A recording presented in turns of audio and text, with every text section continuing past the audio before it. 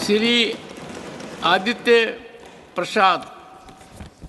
आदरणीय सभापति महोदय, मैं आपका आभारी हूं कि आपने मुझे इस बिल पर अपने विचार रखने का अवसर दिया है।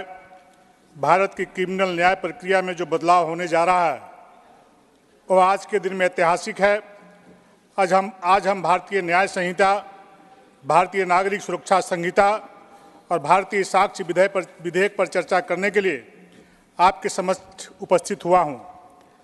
महोदय, पहले अंग्रेजों के द्वारा जो कानून बनाए गए थे उसमें दंड देने का प्रावधान किया गया था, लेकिन आज देश के यशस्वी प्रधानमंत्री जी और देश के यशस्वी गृह मंत्री जी के प्रयास से जो कानून में संशोधन करने के लिए जो बिल लाया गया है उसमें जनता को न्याय देने का प्रयास किया गया है। महोदय, यशस्वी प्रधानमंत्री जी के कुशल नेतृत्व वाली सरकार के द्वारा और माननीय गृह मंत्री के अथक प्रयास इस विधेयक को सदन में प्रस्तुत की गई है और इस न्यायिक प्रणाली में सुधार करने के लिए अथक प्रयास किया गया, जिसमें कई राज्य, केंद्र शासित प्रदेशों, सुप्रीम कोर्ट, हाई कोर्ट, सांसद और विधायक दल एवं विश्वविद्यालय के द्वारा अनेक सुझाव प्राप्त किए गए हैं और इससे संबंधित 158 बार विचार विमर्श में आदरणीय गृह मंत्री जी ने हिस्सा लिया है।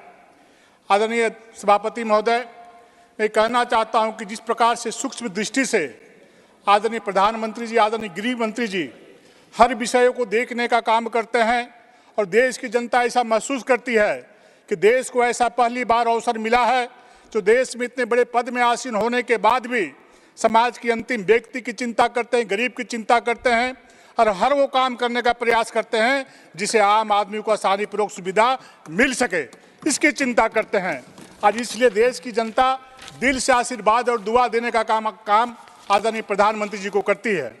महोदय, माननीय सभापति महोदय, मॉब लिंचिंग, भीड़ द्वारा जो जिस प्रकार से हत्या से संबंधित खंड 103(2) मामलों में केवल 7 वर्षों का प्रावधान किया गया था, जो इस मामले में कम से कम दंड का प्रावधान अब मृत्यु दंड अथवा आजीवन कारावास निर्धारित किया गया है।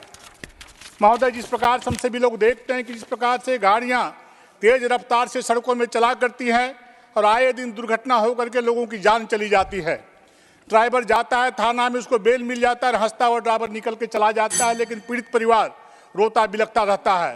लेकिन इस प्रकार का प्रावधान किया गया इस कानून में कि वैसे कुकृत करने वाले लोगों को 7 वर्ष की सजा का प्रावधान किया गया है।